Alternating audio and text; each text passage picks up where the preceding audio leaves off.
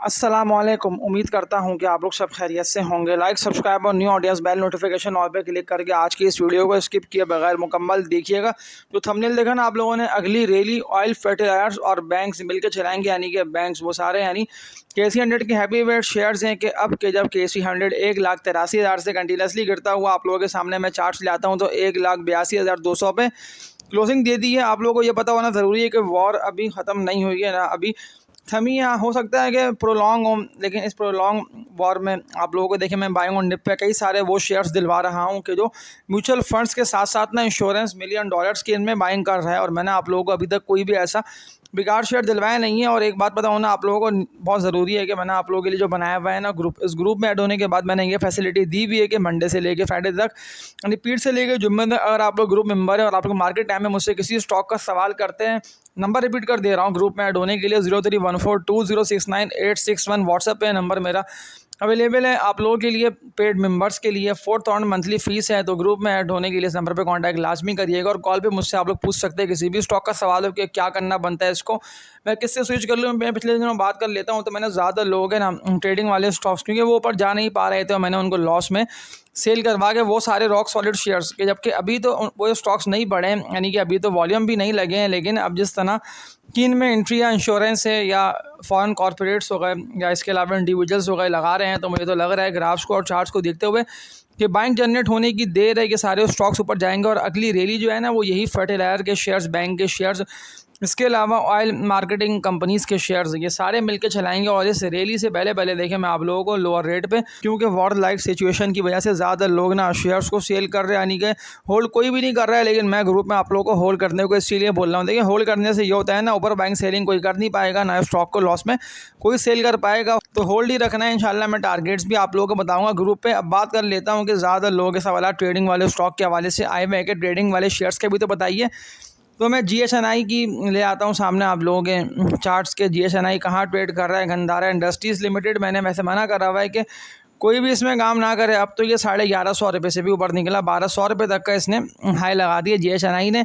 और देखिए, जिस तरह वॉर जब के भी चल रही है और कहाँ 850 रुपये से 1150-1200 रुपये तक ये शेयर चला गया, तो होल्ड में तो इसीलिए बोल देता हूँ कि देखिए जिस तरह जो स्टॉक इतना बुलिश हुआ हुआ है ना, यानी कि बुलिश ट्रेंड इसका कंटिन्यू है, तो क्या हो सकता है कि 1200-1500 रुपये तक जाए। तो अगर ट्रेडर्स के पास ये शेयर है तो ट्रेडर इसको होल्ड कर सकते हैं। इसके अलावा ट्रेडिंग के लिए किसी और शेयर की बाय कॉल दे। देखिए, मैं आप लोगों को ट्रेडिंग के लिए भी और होल्डिंग के लिए भी बता रहा हूँ। विद इन 1 मंथ 120 से लेके 122 रुपये तक के फैसल बैंक, इसका नेम है, FABL इसका कोड है। इसके टारगेट से तो अगर किसी को होल्डिंग वाली रखना है स्ट्रेटेजी, तो वो लाजमी इस बैंकिंग के शेयर में डाले पैसे। इंशाल्लाह आप लोगों को लॉस नहीं होगा। मैंने ग्रुप मेंबर्स को ये शेयर दिलवाया हुआ है, तो अगर आप लोगों के पास नहीं है पड़ा तो लाजमी आप लोग भी थोड़ी बहुत इसमें बाइंग पोजीशन बना सकते हैं। इसके अलावा बात कर लेता हूँ तो एंग्रो होल्डिंग आप लोगों को नहीं भूलना कि बाईबैक भी चल रहा है और इंतहाई सस्ता 280 से लेकर 282-283 रुपये के ये रेट पे लास्ट डे भी ट्रेडिंग करता रहा। और देखिए, वॉल्यूम इसमें बेहतर लग रहे हैं और ये यहीं से रिवर्सल ले सकते हैं, यानी कि मैं आप लोगों को इसीलिए इसको बता रहा हूँ कि इसको होल्ड करिए। क्योंकि देखिए, इससे पहले भी ज़्यादातर लोगों ने इसको बाय करा किन रेटों पे, 260, 265, 268 रुपये के रेट पे, और देख लें 285, 290 रुपये से भी ये स्टॉक ऊपर गया।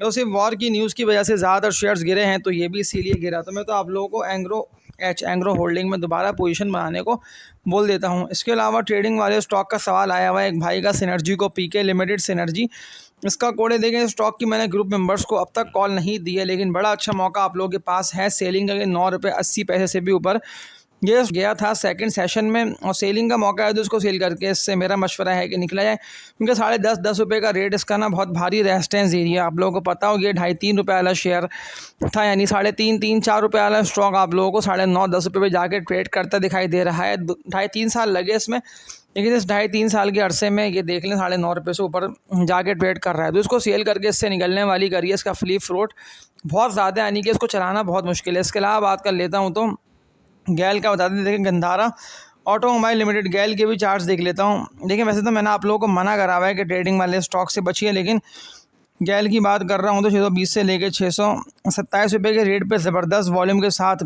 इसको जो है, यानी कि ये भी रिकॉर्ड की तरफ ही जा रहा है। और ज़्यादातर लोगों के पास ये शेयर पड़ा हुआ था, लोग परेशान थे, तो आप लोगों के पास सेलिंग का मौका आ गया है, तो सेल करके मेरा ये मशवरा है पर्सनल केस से निकला जाए GAL से तो बेहतर है। देखें, वो सारे ट्रेडिंग वाले स्टॉक जो कि high risky, high volatile shares हैं, इनमें तो मैं आप लोगों को काम करने को मना कर रहा हूँ। जो शेयर्स रियली आप लोगों को देंगे। मेरी कोशिश ये है कि मैं उन्हीं की अपडेट आप लोगों को दूँ। अब एक भाई का सवाल आया हुआ है कि बीएफ एग्रो की आपने बाय कॉल दी, बरकत फेजन एग्रो लिमिटेड का है दोबारा 32.5 से लेकर 33 रुपये के रेट पे ये मिलेगा। देखें 37.5 रुपये के रेट पे ये लास्ट डे ना बीएफ एग्रो ट्रेड करता रहा, लेकिन अगर ये आता है 32 से लेकर 33 रुपये के रेट पे तो बाइंग अपॉर्चुनिटी होगी। और बाइंग ऑन डिप पे तो मैंने आप लोगों को वैसे भी शेयर्स में थोड़ी बहुत एंट्री पोजीशन में आने को बोला। अच्छा, इसके ज़्यादा लोगों के सवालात ना कई सारे मेरे पास कमेंट सेक्शन में एसएलएम के हवाले से आए हुए हैं। सर्विस लॉन्ग मार्च का लाजमी बता दिएगा, सर्विस लॉन्ग मार्च टायर्स का लाजमी बता दिएगा। जो 24.5 रुपये 25 रुपये के रेट पे एसएलएम 30 लाख तक के वॉल्यूम के साथ ना ट्रेडिंग करता रहा। और बेहतर बात देखिए ये कि इसने ना अपना रेट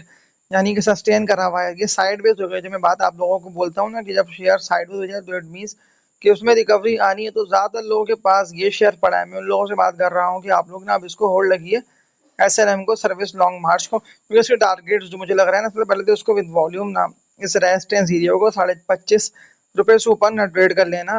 25.5 रुपये 25 रुपये 80 पैसे या 26 रुपये को भी अगर ये विद वॉल्यूम ब्रेक कर गया ना, जैसे अगर 4-5 करोड़ तक की भी वॉल्यूम इसमें आ गए ऊपर निकलते हुए, क्योंकि काफ़ी लोगों के पास नहीं 25 रुपये 25.5 रुपये के रेट का पड़ा है तो थोड़ा ये तंग कर सकता है, लेकिन ये ऊपर ही जाएगा यहाँ तक मेरी अब तक की कैलकुलेशन है। ऑल दो के अगर मैं इसकी इक्विटी में इसका फ्री फ्लोट देख लेता हूँ तो 7 करोड़ शेयर्स हैं इसके, यानी कि फ्री फ्लोट भी इसका बहुत ज़्यादा है। लेकिन बेहतर बात ये कि रेट इतना नहीं तोड़ रहा, क्योंकि फ्री फ्लोट के हिसाब से ज़्यादा लोगों के पास ये है पड़ा। अभी जब कोई नहीं इसको सेल कर रहा है, इसीलिए है ना 22 रुपये 24 रुपये का पूरा जो रेट है ये यहाँ तक भी नहीं पहुँच पा रहा, तो इसको होल्ड कर सकते हैं। लेकिन टारगेट्स ना इसके जहाँ तक मुझे लग रहा है 1 से लेकर 1.5 मंथ लगेगा, लेकिन 27.5 रुपये से लेकर 28 रुपये तक के बनते हैं मेरी कैलकुलेशन के मुताबिक। अब एक स्टॉक पर बात कर लेता हूँ कि डिविडेंड भी इतना शानदार और एक क्यों साजगार GAL GHNI की तरह ऊपर जा नहीं पा रहा। तो इसका नेम है होंडा गार्डू 45 रुपये के रेट पे 11 लाख के वॉल्यूम के साथ पिछले दिनों ट्रेडिंग करता रहा। अब बात कर लेता हूँ कि क्यों इतना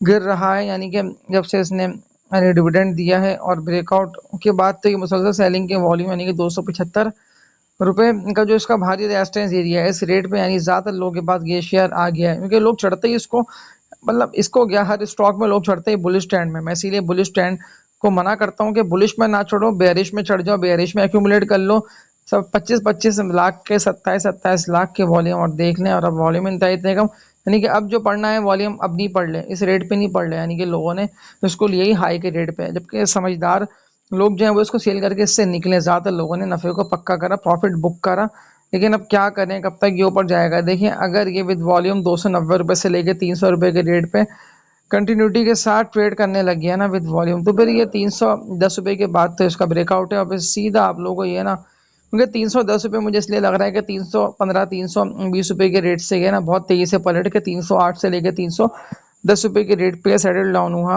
और गोल्ड डाउन हुआ। तो मुझे ऐसा लग रहा है कि अगर ये यहाँ पहुँचा तो फिर 390-400 रुपये तक ही जाएगा, लेकिन स्लो मूव ये दे रहा है, तो अगर ये साइड वेज हो गया तो फिर बेहतर होगा, यानी कि फिर इसका रेट इतना नहीं टूटेगा। तो होल्ड वाली रखिएगा स्ट्रेटजी, उसको होल्ड कर सकते हैं। वैसे भी आप लोगों को डिविडेंड भी तो इसका पे आउट भी तो मिल गया होगा ना अब तक, क्योंकि इसने 90% यानी कि 9 रुपये का डिविडेंड, बड़ा हैंडसम होता है डिविडेंड, इतना अच्छा पे आउट। लाजमी सी बात है, देखिए जो कंपनियों का नाम है ना वो तो अपने शेयर होल्डर्स को किसी न किसी तरह यानी बोनस शेयर्स हो या पे आउट हो उस तरह तो कुछ रखा ही गया। तो होंडा कार आप लोग होल्ड कर सकते हैं मेरे कहने पे अगर पड़ा है तो। आज की इस वीडियो में इतना ही, तब तक के लिए अपना ख्याल रखिएगा। आप लोग सब अल्लाह हाफिज़।